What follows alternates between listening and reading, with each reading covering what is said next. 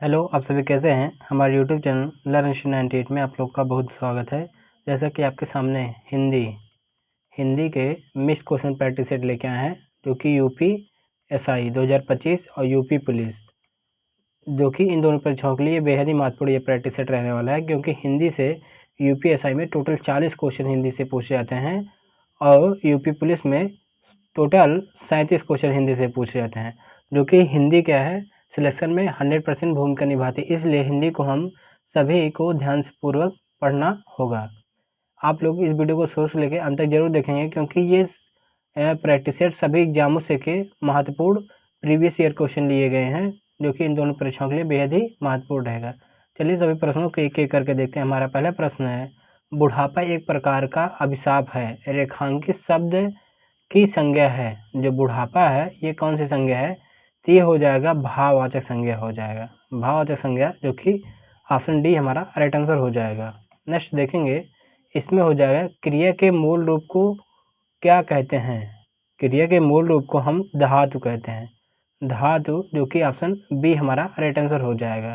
देखो UP police में पूछा गया क्वेश्चन है। अगला क्वेश्चन देखेंगे, इसमें है दीनानाथ में कौन सा समास है? जो दीनानाथ है इसमें हो जाएगा कर्मधारय समास हो जाएगा, दीनानाथ, जो कि ऑप्शन डी हमारा राइट आंसर हो जाएगा। चलिए अगला प्रश्न देखते हैं।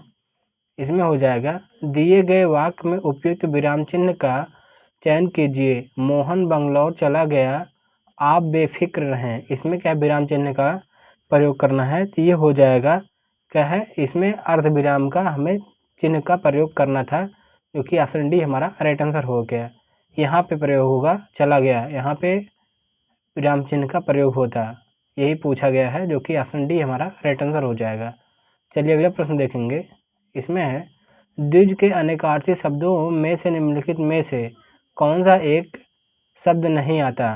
द्विज इसमें कौन सा नहीं आता है अगर पूछा जाए? देखो, जो ब्राह्मण होता है इसका मतलब भी द्विज होता है, दांत मतलब भी द्विज होता है, पक्षी मतलब भी द्विज होता है, लेकिन विदेह मतलब द्विज नहीं होता है। इसलिए ऑप्शन ए हमारा राइट आंसर हो जाएगा। देखो यूपी पीसीएस 2018 में पूछा गया था, जो कि प्री में।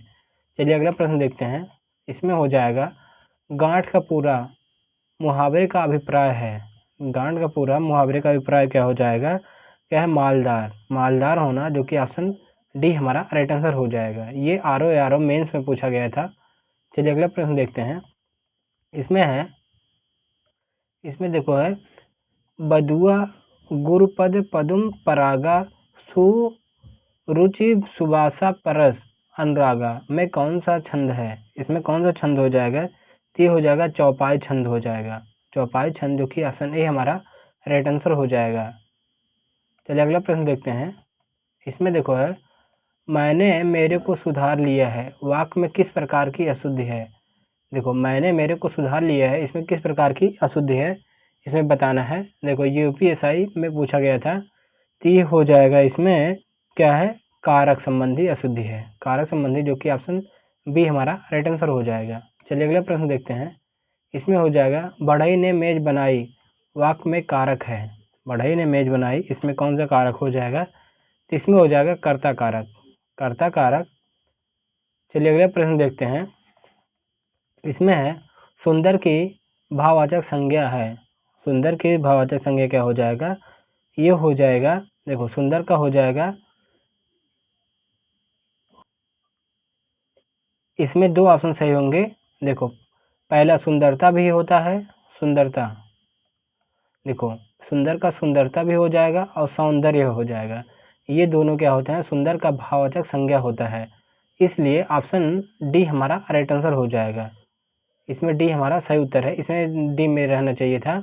ए एंड बी, ए और बी दोनों सही है, इसमें का खा डाल दिए हैं, लेकिन यहाँ ए और बी हो जाएगा, ए और बी क्या दोनों सही है। चलिए अगला प्रश्न देखते हैं। इसमें देखो है, निम्न में से कौन सा वाक्य अशुद्ध है? इसमें कौन सा वाक्य अशुद्ध है? देखो, आपकी मेहनत, आपकी मनोकामना पूरी होगी, ये क्या है? शुद्ध लिखा गया है। वह अनेकों अनेकों मामलों में गवाह था, ये क्या है? गलत है। देखो अनेकों कहीं नहीं लिखा जाता है, ये खुद ही होता है बहुवचन, अनेक, यहाँ ये अनेक खुद ही होता है, इसका ये खुद ही बहुवचन है, यहाँ अनेकों शब्द का प्रयोग नहीं होगा, इसमें हमें गलत पूछा था, यही हमारा गलत हो जाएगा। वह अनेकों मामलों में गवाह था, यही हमारा सही उत्तर हो जाएगा, जो कि ऑप्शन बी राइट आंसर हो जाएगा। चलिए अगला प्रश्न देखते हैं। इसमें है व्याप्त में संधि है। अगर व्याप्त में संधि पूछा जाए तो इसमें गुण संधि हो जाएगा, जो कि ऑप्शन ए हमारा राइट आंसर हो जाएगा। नेक्स्ट देखेंगे, इसमें देखो है निम्नलिखित पदों में से कौन सा शुद्ध है। इसमें कौन सा शुद्ध लिखा गया है। अगर देखो विदुषी को लिखा जाए, विदुषी को इस प्रकार लिखा जाता है विदुषी, जो कि ऑप्शन सी हमारा राइट आंसर हो जाएगा। सी हमारा सही उत्तर है। चलिए अगला प्रश्न देखते हैं। इसमें देखो है ऊष्म व्यंजन कौन सा है। ऊष्म व्यंजन कौन सा है, तो ये हो जाएगा सा सा हा। ये क्या है, ऊष्म व्यंजन है, जो कि ऑप्शन बी हमारा राइट आंसर हो जाएगा। चलिए अगला प्रश्न देखते हैं। इसमें देखो है निम्न विकल्पों में से भाववाचक संज्ञा शब्द है। इन चारों ऑप्शन ऐसा कौन सा वाक्य है जो कि भाववाचक संज्ञा शब्द है, तो ये हो जाएगा जो बंधुत्व शब्द है, ये भाववाचक संज्ञा शब्द है, जो कि ऑप्शन बी हमारा राइट आंसर हो जाएगा। चलिए अगला प्रश्न देखते हैं। इसमें है अस्पृश्य शब्द को विलोमार्थक बनाने के लिए किस उपसर्ग का प्रयोग करेंगे, तो इसमें हो जाएगा ये आ उपसर्ग का अपृश्य हो जाएगा, जो कि आ उपसर्ग का प्रयोग करेंगे, जो कि ऑप्शन बी हमारा राइट आंसर हो जाएगा। ये गलत लिखा है, एसएससी रिजल्ट में नहीं पूछा गया। अगला क्वेश्चन देखेंगे। इसमें हो जाए दाता शब्द का विलोम शब्द है। जो दाता शब्द है इसका विलोम शब्द क्या हो जाएगा, याचक हो जाएगा, याचक, जो कि ऑप्शन बी हमारा राइट आंसर हो जाएगा।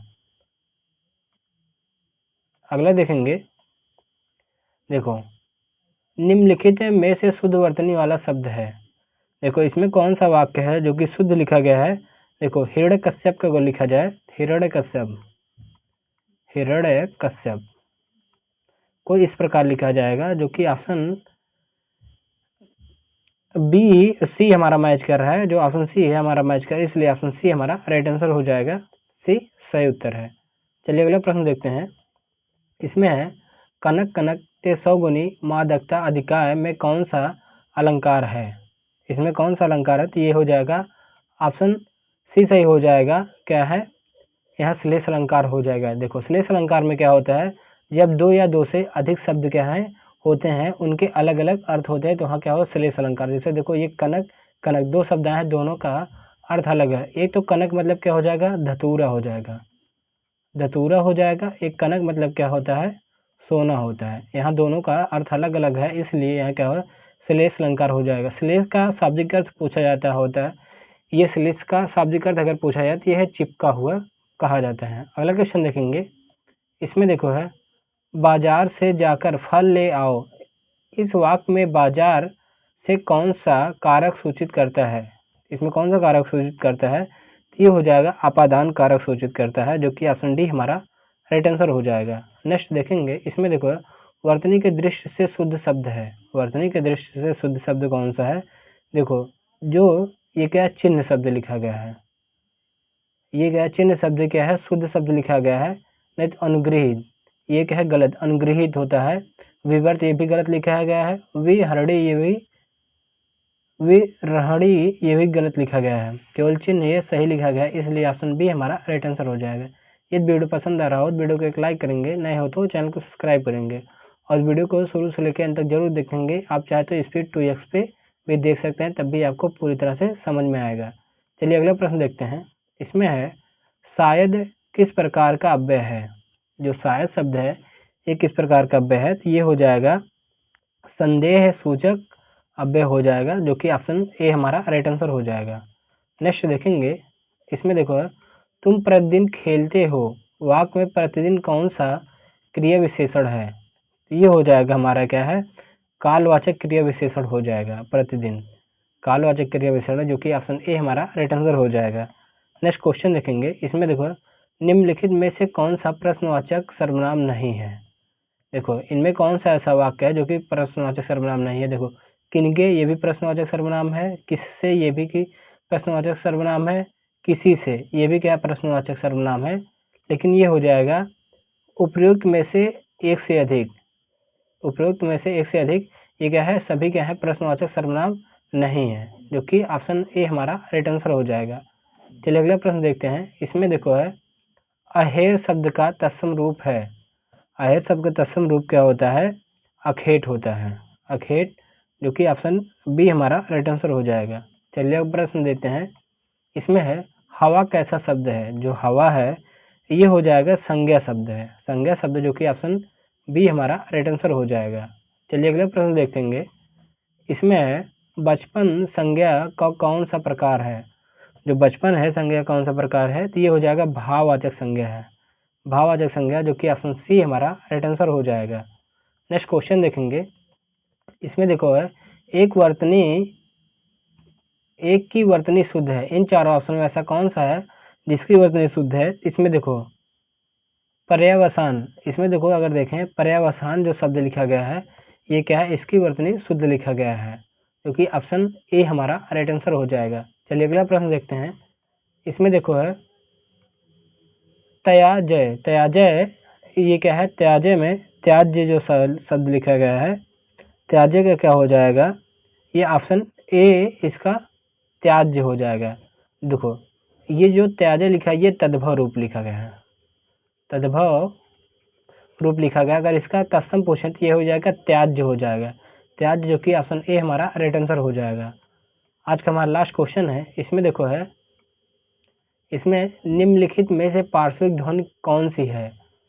निम्नलिखित में से पार्श्विक ध्वनि कौन सी है? इस प्रश्न का उत्तर आप लोग कमेंट बॉक्स में कमेंट करके जरूर बताएंगे। वीडियो पसंद आया हो तो वीडियो को एक लाइक करेंगे, नए हो तो चैनल को सब्सक्राइब करेंगे और वीडियो को ज़्यादा शेयर करना ना भूलेंगे।